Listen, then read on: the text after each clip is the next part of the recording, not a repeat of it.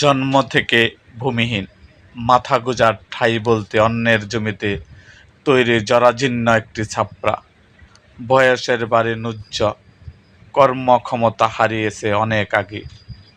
অন্ধ ও শ্রবণ প্রতিবন্ধী ৯৫ বছর বয়সী কবিরউদ্দিন ভূঁইয়া, স্থানীয়ভাবে ভূসি নামে পরিচিত, এবং তার স্ত্রী নূরজাহান বেগমের জীবন এখন চরম মানবেতর অবস্থায় কাটছে।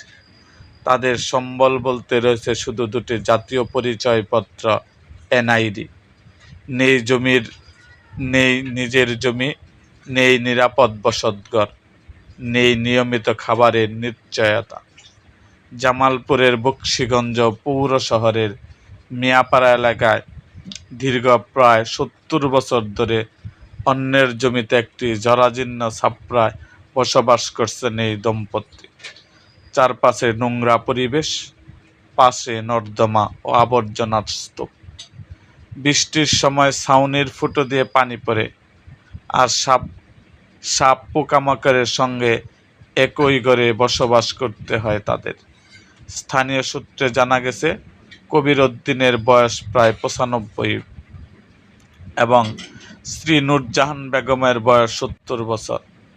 তাদের একমাত্র মেয়ে বিয়ের পর স্বামীর সংসারে চলে গেছে। বয়স ও শারীরিক অসুস্থতার কারণে বর্তমানে দুজনই কর্মক্ষম নন। কবিরউদ্দিন দৃষ্টিশক্তি ও শ্রবণ শক্তি প্রায় হারিয়েছে। অন্যের সহায়তা ছাড়া চলাফেরা করতে পারে না। স্ত্রী নূরজাহান বার্ধক্যজনিত কারণে অসুস্থ ও কর্মক্ষমতা হারিয়েছেন। তাদের বসবাসের ঘরে নেই বিদ্যুৎ, নিরাপদ টয়লেট কিংবা বিশুদ্ধ পানির ব্যবস্থা। সরকারি বিভিন্ন সামাজিক নিরাপত্তা কর্মসূচি থাকলেও একজনের নামে শুধু একটি বয়স্ক ভাতা রয়েছে। অন্যজন এখনো কোনো সরকারি সহায়তার আওতায় আসেনি। কবিরউদ্দিন বলেন, এনআইডি কার্ড ছাড়া আমার আর কিছুই নেই। মরার আগে যদি একটি ঘর আর ৩ বেলা খাবারের ব্যবস্থা হতো, তাহলে মরেও শান্তি পাইতাম। কাফনের কাপড় কেনারও সামর্থ্য নাই। যার কেউ নেই, তার আল্লাহ আছেন। তার স্ত্রী নূরজাহান বেগম বলেন, ৭০ বছর মানুষের বাড়িতে কাজ করে সংসার চালিয়েছে।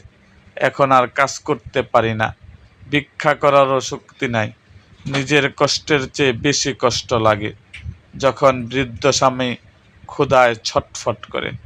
সরকারের অনেক সহায়তা আসে, কিন্তু আমাদের মাঝে ভাগ্য কিছুই জোটে না।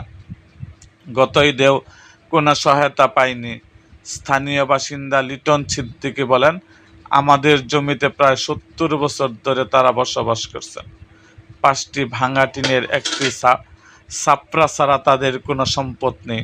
সরকার যদি তাদের জন্য একটু জমি, একটি ঘর এবং খাবারের ব্যবস্থা করে, তাহলে জীবনের শেষ সময়টা অন্তত মানবিকভাবে কাটতে পারবেন।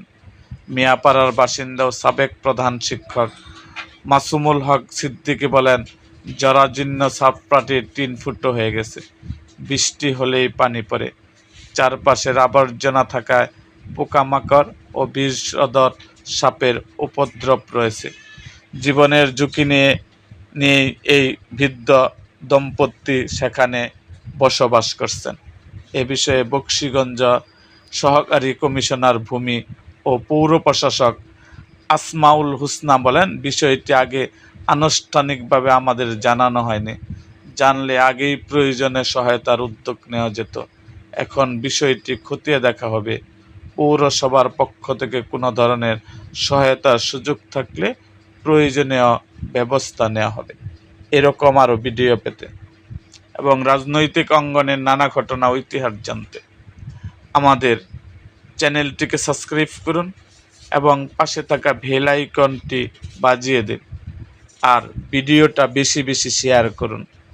এই শেয়ারের মাধ্যমে হয়তো মাননীয় প্রধানমন্ত্রীর কাছেও এই সংবাদটি যেতে পারে এবং এই বৃদ্ধার একটি ঘর এবং মাথা গোঁজার একটি ঠাঁই হতে পারে।